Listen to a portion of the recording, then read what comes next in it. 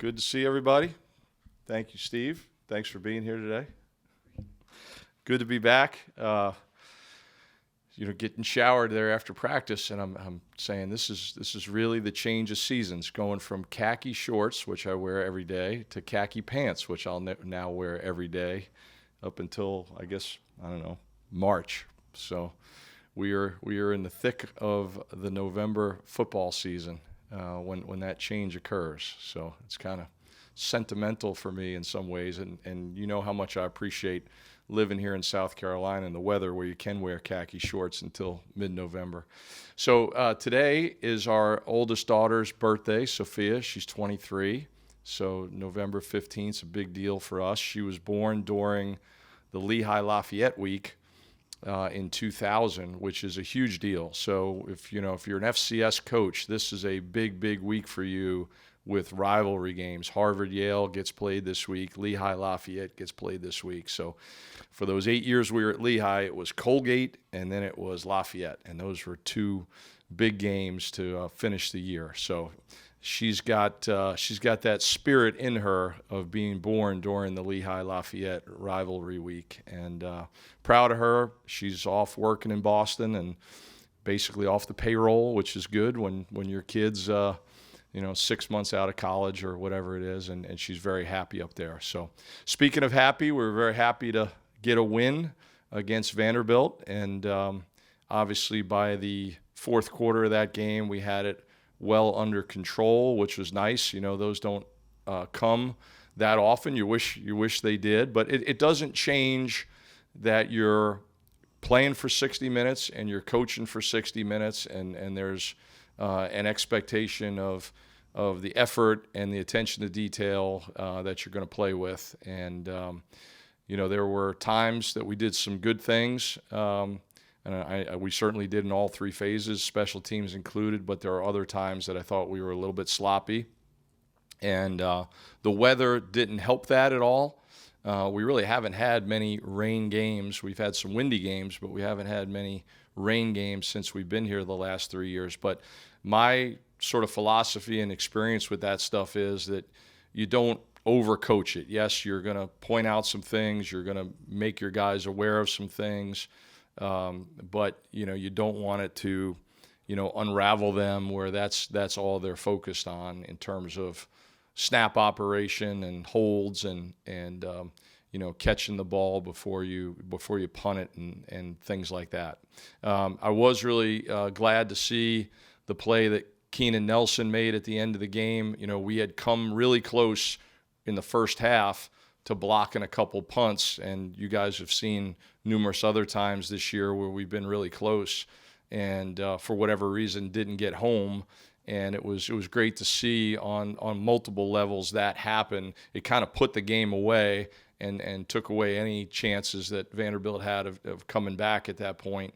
But beyond that, it was well executed by Keenan in terms of his technique and the things that he's been taught for the last 2 years, that we teach every player that's in that room how to block a punt around here. And you saw that come to fruition. And he knew where he was supposed to be.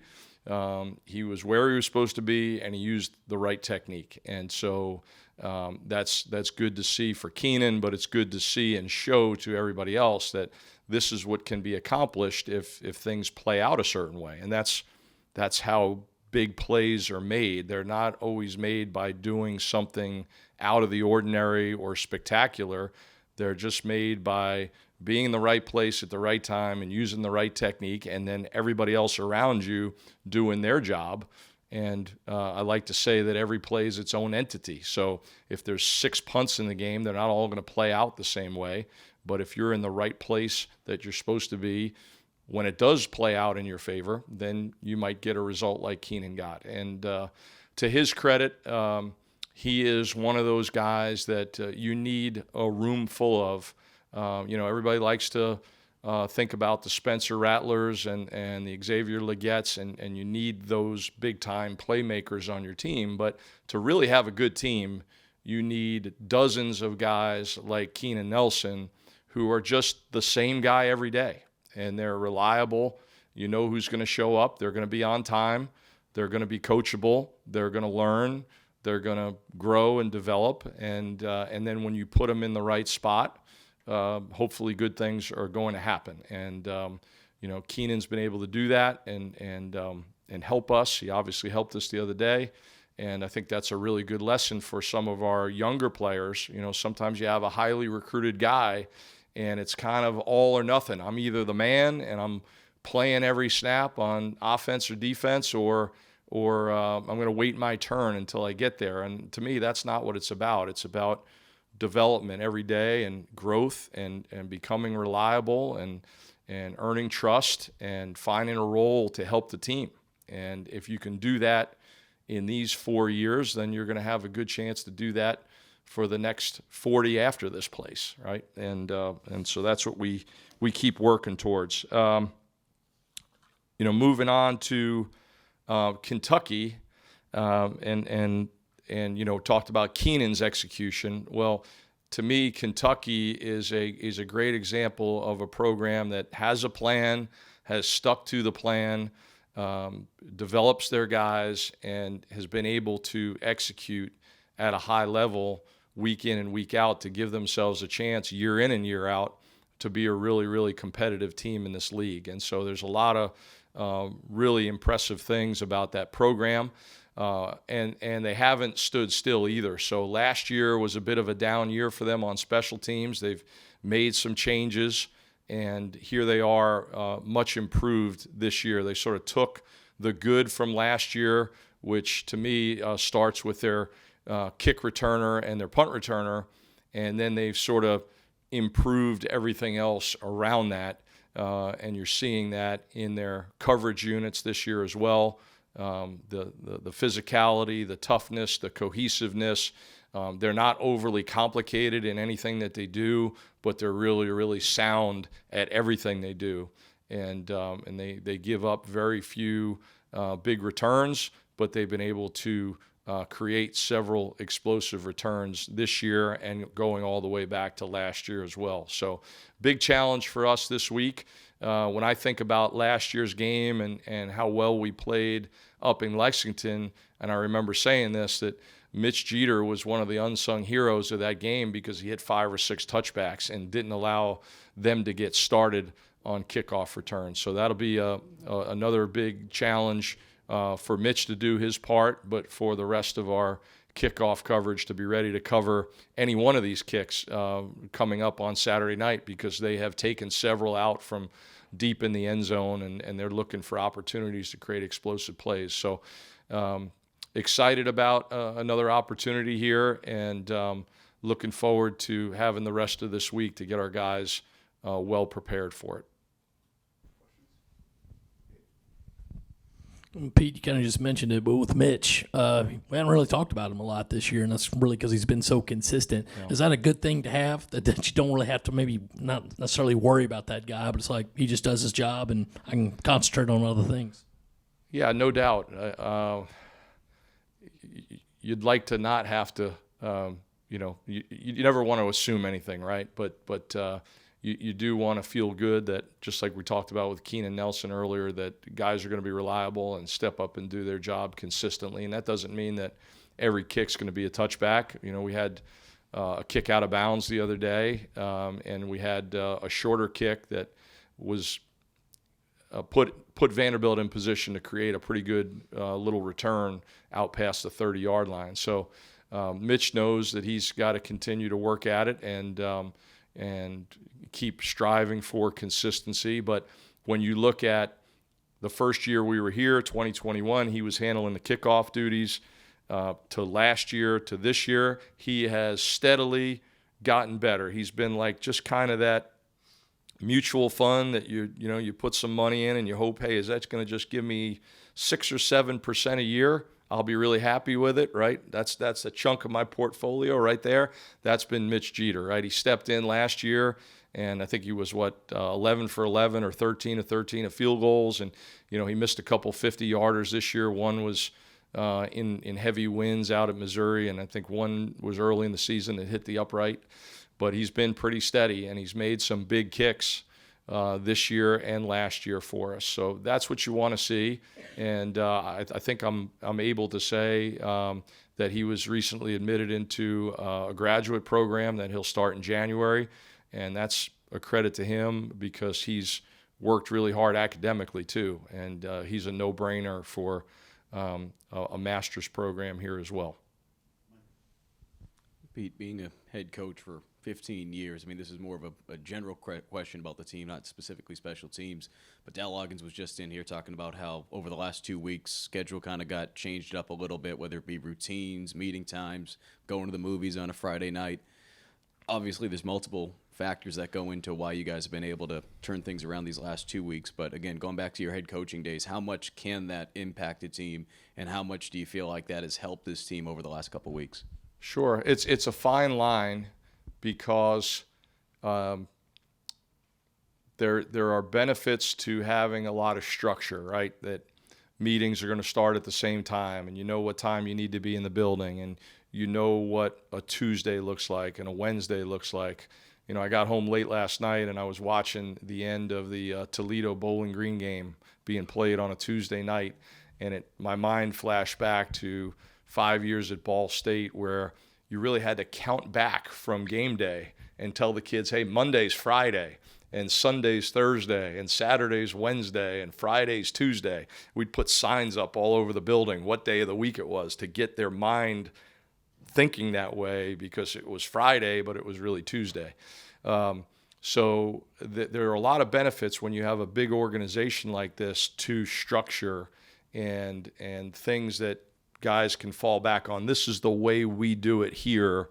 One of my silly PowerPoint slides that I throw up on Thursdays is, this is how we do it under this administration. And there's a picture of Ronald Reagan and JFK and Barack Obama and several other presidents, just kind of like a reminder that this is how we operate, And but that being said, I do think making little subtle changes and throwing some curveballs in there and pushing people out of their comfort zones, those are important too. And Shane does a good job with that, of kind of getting a feel for the beat of the pulse of the team and, what can we tweak right now that might help this team in some way based on the circumstances of how the season's going relative to injuries, relative to depth, relative to, are they just getting a little tired, whatever the case may be, and being willing to make some of those changes. And so I think there's a balance in there somewhere. And I think each team is a little bit different. And some teams are going to thrive on the continuity of the structure. And then there are going to be some other teams that probably need a little shakeup, and a little curveball and to get pushed a little bit more out of their comfort zone. So I give Shane a lot of credit for that, and he takes good input from the coordinators and really anybody else in that staff meeting that has a good idea. And there's other things that he is adamant about that I think this is what we need to do right now, and that that's what you want to see from the CEO of the program.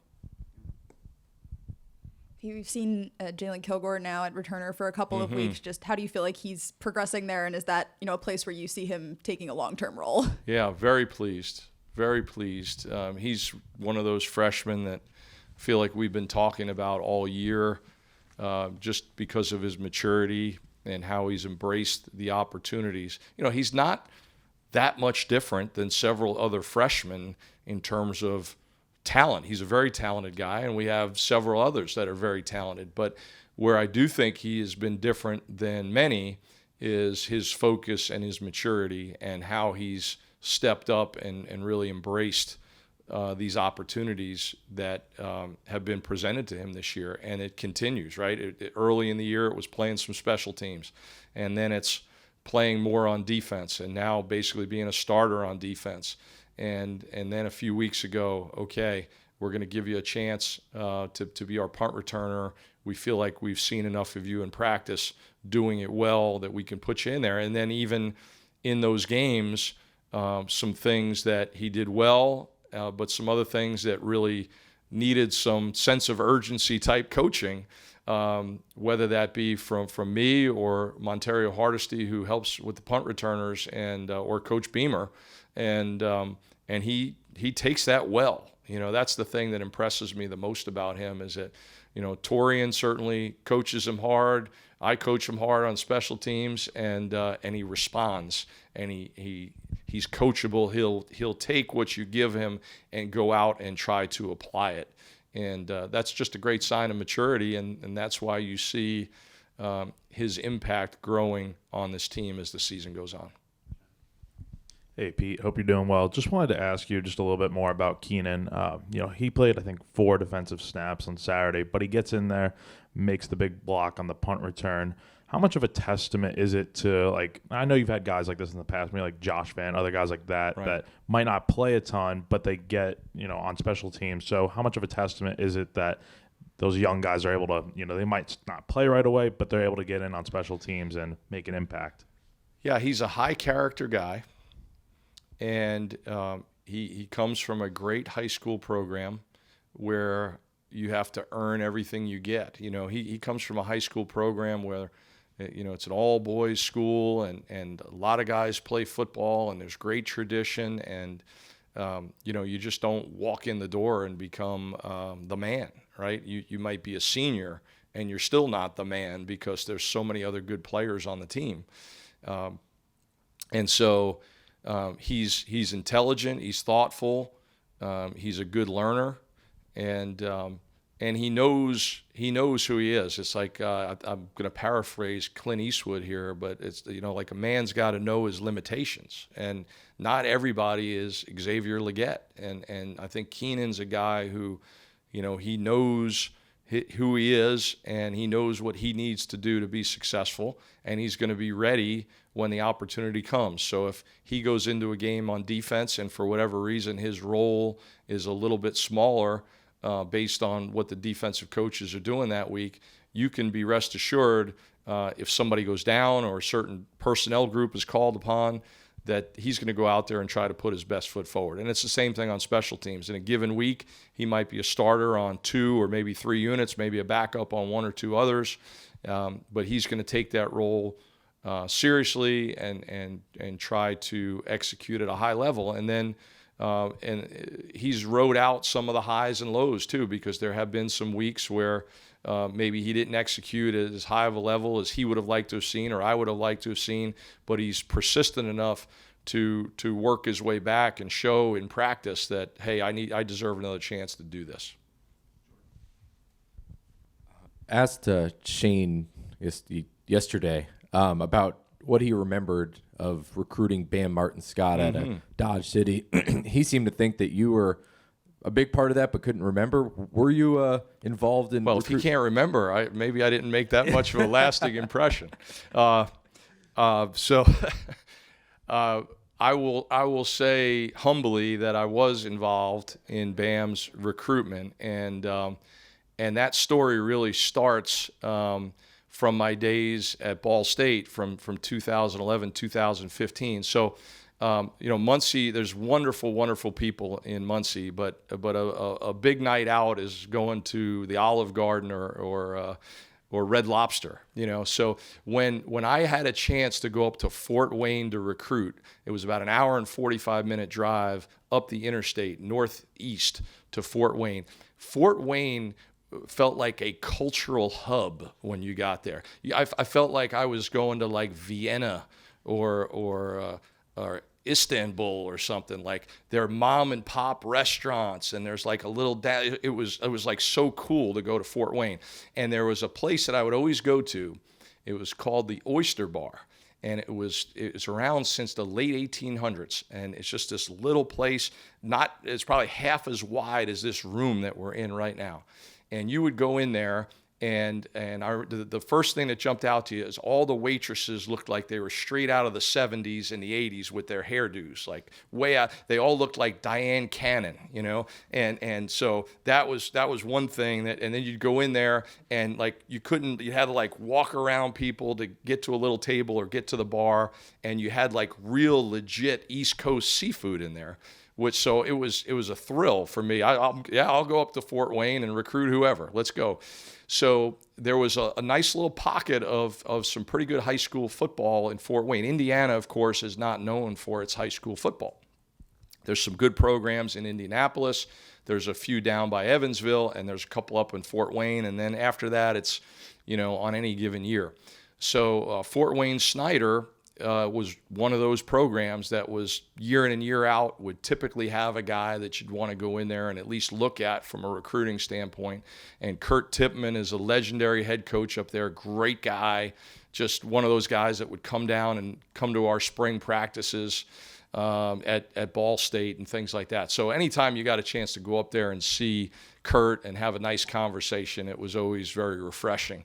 So now fast forward to Shane is hiring me here, and I'm in transition coming here. And anytime you're in a transition year with staffs, I mean, the recruiting is just chaos. And we couldn't even go out on the road because we're in the middle of COVID.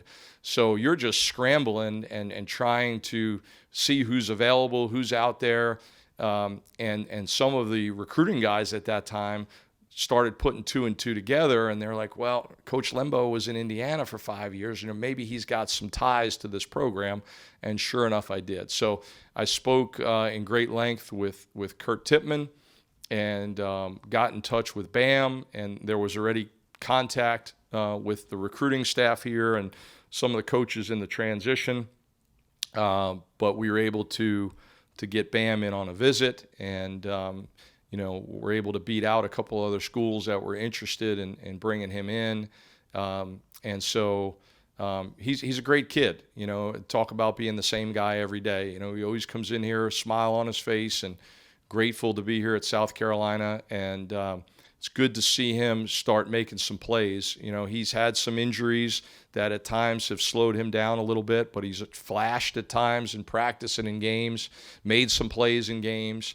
And just one of those guys you're rooting for and that we need at his primary position and on special teams to help this team in a consistent way. So hopefully last Saturday was a good positive step for him, and hopefully we'll see the best version of BAM again this week. Okay, thanks so much. Good seeing everybody. Okay.